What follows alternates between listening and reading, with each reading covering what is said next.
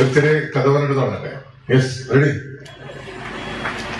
പണ്ടൊരു അപ്പൂപ്പന്റെ കൊച്ചുമകനും ഒരു താഴ്വാരത്തില് ജീവിച്ചിരുന്നു. അപ്പൂപ്പനോട് ഭയങ്കര ഇഷ്ടമാണ് ഈ കൊച്ചുമകനെ.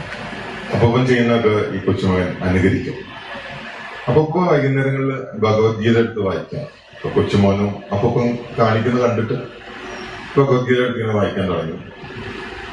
ഫസ്റ്റ് ദിവസം കഴിഞ്ഞപ്പോ അപ്പൂപ്പനോട് കുട്ടി ചോദിക്കുകയാണ്, അപ്പൂപ്പൻ എന്തിനു ഈ ഭഗവത്ഗീത ഇങ്ങനെ വായിക്കണം? ഒന്നെനിക്ക് വായിച്ചിട്ട് അധികമൊന്നും മനസ്സിലാവില്ല. ഇനി അഥവാ എന്തെങ്കിലും മനസ്സിലായാൽ തന്നെ അതൊന്നും മനസ്സിൽ തങ്ങി നിൽക്കുന്നില്ല. പിന്നെ എന്തിനു ഈ ആവശ്യമില്ലാത്ത ഈ പരിപാടിക്ക് നിൽക്കണം എന്ന് ചോദിക്കും. അപ്പൊ അപ്പൂപ്പൻ പറയും, മോനെ, ആ മൂലക്കൊരു ബക്കറ്റ് ഇരിപ്പുണ്ട്, അതിൽ കുറച്ച് വെള്ളം കൊണ്ടുവരാൻ പറയും. അപ്പൊ മൂലക്കൊരു പഴയ ബക്കറ്റ്, അഴുക്കായ ഒരു ബക്കറ്റ് ഇരിപ്പുണ്ട്. കുട്ടീനോട് പറയും, പോയിട്ട് കുറച്ച് വെള്ളം കൊണ്ടുവരാൻ പറയും. കുട്ടി അപ്പൊ പഴയ ബക്കറ്റാണെങ്കിൽ കുറച്ച് ദ്വാരങ്ങളൊക്കെ ഉള്ള ബക്കറ്റാണ്. കുട്ടി ഓടിച്ചു എന്നിട്ട് വെള്ളം എടുത്തിട്ട് വരുമ്പോഴത്തേക്കും വെള്ളം ചോർന്നു പോകും. അപ്പോ അപ്പൂപ്പൻ പറയും, കുറച്ചും കൂടി വേഗത്തിൽ വന്നാൽ വെള്ളം കൊണ്ടുവരാൻ പറ്റുന്നു.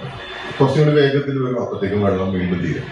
ഒരു 3, 4, 5 തവണയുമ്പോഴത്തേക്കും കുട്ടിക്കും മതിയാവും. കുട്ടി പറയും, എന്റെ അപ്പൂപ്പ, ഇതിൽ വെള്ളം നിൽക്കില്ല, പിന്നെ എന്തിനാ എന്നോട് ഇങ്ങനെ വീണ്ടും വീണ്ടും ഇതിൽ വെള്ളം കൊണ്ടുവരാൻ പറയുന്നത്? അപ്പൊ അപ്പൂപ്പൻ പറയും, ഇതിൽ വെള്ളം നിൽക്കില്ല എന്ന് എനിക്കും അറിയാം, പക്ഷെ നീ ഒരു 4-5 തവണ അതിലിങ്ങനെ വെള്ളം കൊണ്ടുവന്ന് ആ ബക്കറ്റിന്റെ അവസ്ഥ ഒന്ന് നോക്കി. ആദ്യം വൃത്തികേടായിരുന്ന ബക്കറ്റ്, ഇപ്പൊ നീ വെള്ളം കൊണ്ടുവന്ന് നല്ല വൃത്തിയുള്ള ബക്കറ്റായി മാറും. അതുപോലെയാണ് മോനെ ഭഗവത്ഗീത. നിനക്കൊന്നും മനസ്സിലാവണമെന്നില്ല, നീ ഒന്നും ഓർത്തിരിക്കണമെന്നില്ല, പക്ഷെ നീ അതിലൂടെ കടന്നു പോകുമ്പോൾ നിന്റെ മനസ്സും ഇതുപോലെ നല്ല വൃത്തിയുള്ള മനസ്സായി മാറും. എന്റെ ഗ്രാൻഡ് മദർ അത്യാവശ്യം നല്ല തമാശയൊക്കെ പറയുന്ന കൂട്ടത്തില്.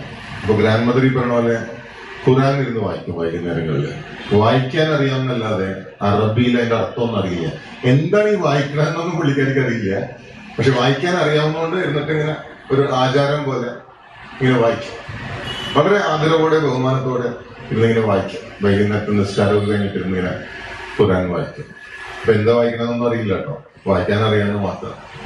ഒരു ദിവസം എന്റെ അമ്മ കളിയാക്കിയിട്ട് ചോദിച്ചു, നിങ്ങൾക്ക് ഈ അറബി അറിയോ, മനസ്സിലാവോ?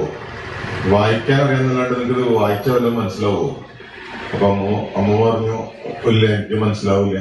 പിന്നെ നിങ്ങൾ എന്തിനു നീ ഖുറാനി വൈകുന്നേരം വായിക്കണമെന്ന് ചോദിച്ചു. അതിന് അമ്മ പറഞ്ഞ മറുപടി ഗംഭീര മറുപടി കേട്ടോ. അമ്മ പറഞ്ഞ മറുപടി എന്താ അറിയോ? മോളെ, തലവേദന വരുമ്പോ നീ മരുന്ന് കഴിക്കാറുണ്ടോ? അപ്പോ അമ്മ പറഞ്ഞ, മരുന്ന് കഴിക്കാറുണ്ട്. ഈ മരുന്നില് ഗുളികയില് എന്തൊക്കെയാ അടങ്ങിയിട്ടുള്ളതെന്ന് എനിക്കറിയോ? അപ്പൊ അമ്മ പറഞ്ഞ, അതറിയില്ല, കഴിച്ചാൽ എനിക്കൊരു ആശ്വാസം കിട്ടാറില്ലേ? ഉണ്ട്. അപ്പൊ ഇതാണ് ഖുറാൻ വായിക്കുമ്പോൾ എനിക്ക് കിട്ടുന്ന ആശ്വാസം. അപ്പോ ഇത് ആശ്വാസവും ശുദ്ധതയുമാണ് നമുക്ക് ഭഗവത്ഗീത തരാൻ പോകുന്നത്.